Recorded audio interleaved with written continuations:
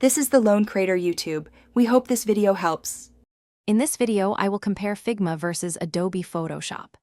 Figma is a powerful vector-based tool, perfect for crafting user interfaces and interactive prototypes, emphasizing real-time collaboration. Photoshop, on the other hand, is a raster-based powerhouse, the industry standard for photo editing, complex image manipulation, and digital art. Understanding their core differences is key to choosing the right tool for your project, whether you're building a website or retouching a photograph.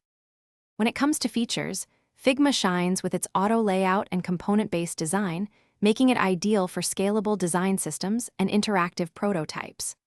Photoshop, however, boasts unparalleled image manipulation capabilities, with hundreds of filters, precise selection tools, and powerful non-destructive editing. Its deep integration within the Adobe ecosystem also provides a seamless experience for professional artists and photographers. Collaboration is where Figma truly stands out.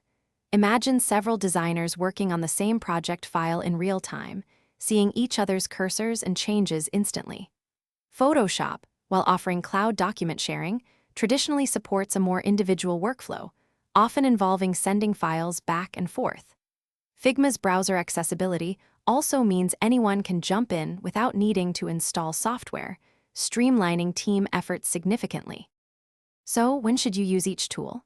If you're building user interfaces, creating interactive prototypes, or collaborating extensively on web and app designs, Figma is your go-to. For professional photo editing, intricate image manipulation, or crafting stunning digital art, Photoshop is the undisputed champion.